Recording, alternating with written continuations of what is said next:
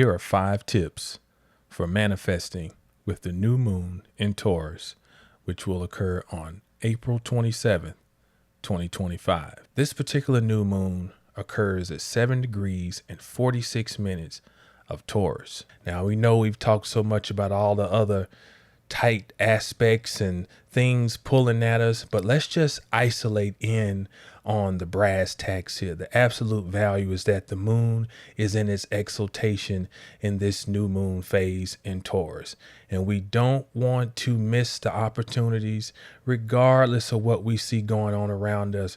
We must focus in on this opportunity, and that's why I want to tap into these 5 manifestation tips to keep in mind with this new moon. 1, imagine the emotion surrounding what you desire. So we spend so much time thinking about what we want, right? Well, how about you take your imagination? This is where you have to be like a child, and you have to dial in to the emotion surrounding what you desire.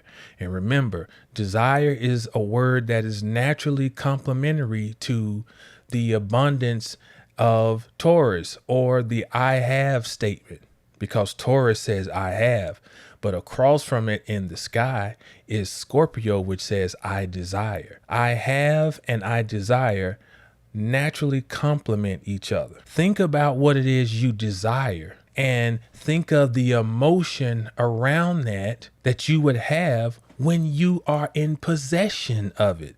And now you're working the axis of Taurus and Scorpio. You're thinking about that thing you desire, but here's the emotion that I feel as I am in possession of it. And what you're doing is you're jumping a timeline when you do that. Number 2, for financial gain, spend some money. I know it sounds ridiculous, somebody telling you to spend some money, but listen to what I'm saying. Spend some money on something that you value. So this is not frivolously going and throwing money away. Spend some money on something you value. And it could be something 50 cents.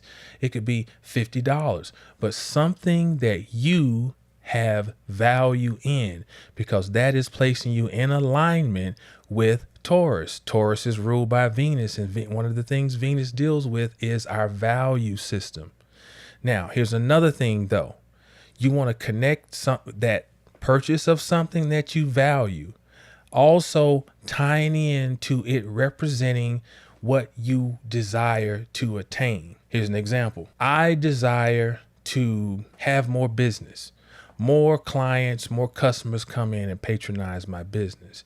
Well, I value knowledge. So if I go out, and I've done this many times, I go out and I'll be at the bookstore and my customary statement is, I hit the Motherload today. So when I say I hit the Motherload, that means I went in the bookstore and they had all types of stuff now. I found books from the 70s and the 80s in the collectors section, books that are out of print. And then when I pull those out, it's like, oh man, I hit the Motherload. I got some heavy artillery here, some things for me to go back and learn. Well, the business that I'm in is predicated on my mental fortitude, my ability to communicate, my wisdom, my knowledge. So by me going and investing money in improving my knowledge base, it indirectly ties in to my bottom line, me getting more clients. So 1, I'm spending money, but I'm spending money on something I value because I value knowledge. But then by doing that, I am still investing in myself. So it turns out to be a cyclical thing I create, whereas it doesn't seem like immediately these books are going to turn into any money, but they're feeding the energy around making money. Number 3, destroy something that you love. Destroy something you value. Now, don't take this the wrong way. I'm not telling you to go out here and catch yourself a felony, right? What I'm saying is something of value. In this realm, our reality functions on sacrifice. You must give up something to gain something. That's how it works here. That's how the magic is set up. It is based on sacrifice. Find something that you have some type of value in destroy it, throw it away, throw it in a river, burn it. And what you're doing is you are reacting or reenacting that scene in the Bible where Abraham takes Isaac up on the mountain and he is willing to sacrifice his son, right? To be in alignment with divine order. And because he's willing to release his son, his most valued, loved possession, if you will, then looks around, there's a ram in the bush. Take that for the metaphorical, metaphysical value that it offers us. It's telling us that we must learn how to let go of things that we're really attached to so that we can receive something greater, right? So it may be something as some food. Give up some food. You may be giving up a statue you really love. You may give up an article of clothing.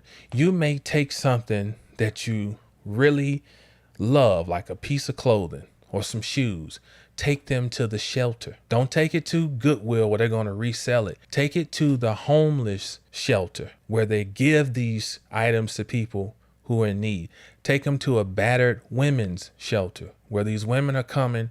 They're coming out of abusive situations. They got children. They need help.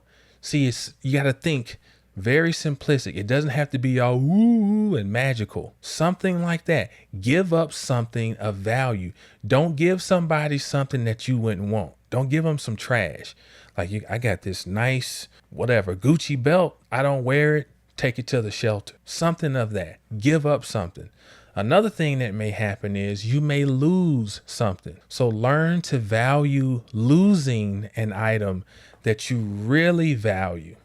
As disappointing as that can be, learn to celebrate that, because that may be a clue from the other realms that you just had a breakthrough in the mundane world. Number 4, exercise or do manual labor. If you'll see, there's a common theme here.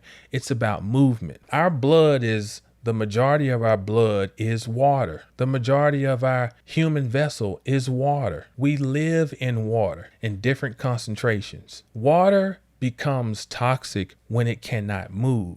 Water can heal itself as long as it can move. Move your blood, because currency, listen to the word currency. The root of it is current, which is charged energy, which is movement, which denotes a wave. Moving your blood, whether it's through exercise or manual labor or some other type of activity where it invigorates the blood. And when you invigorate, that means it places fire in there. Wearing also invigorating colors while you're exercising. Get that fire stoked and moving. That can help significantly in manifesting, especially if you need resources. Number 5, clean up and organize your environment. Again, when you're cleaning up, you're moving clutter out of the way, and the clutter can translate into demons or malefic spirits. You're moving those out the way. When you're organizing, throwing away things you don't need,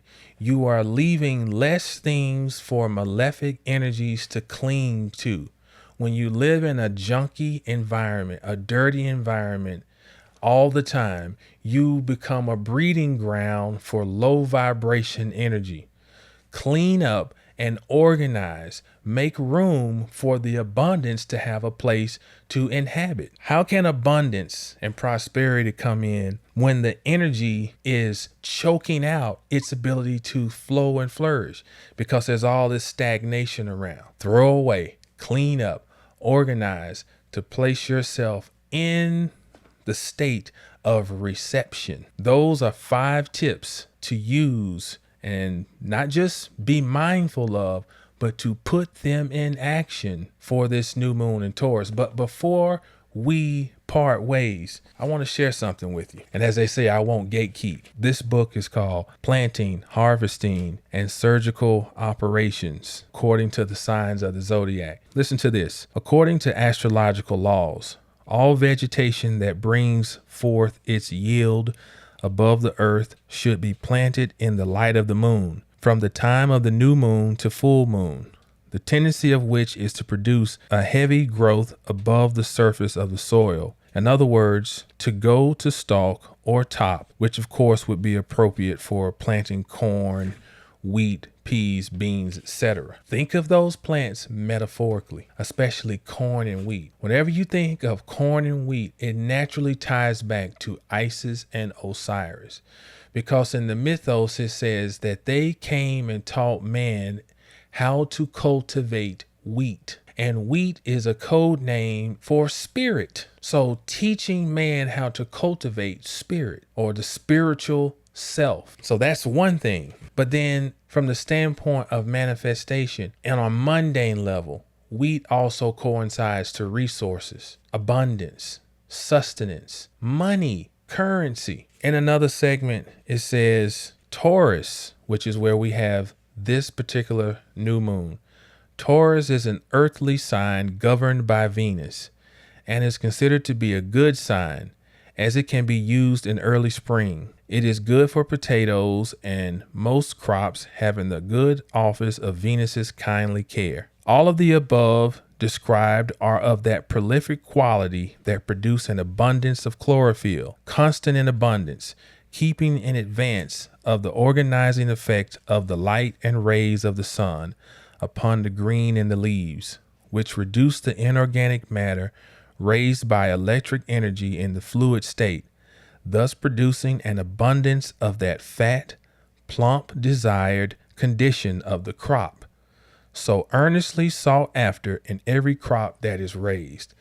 Those words, plump condition, abundance of the fat. This is talking about, what are we expecting? What's the promise of the moon in its exaltation in Taurus? For there to be abundance. My cup runneth over. The fattening, the plumpness of the fruit.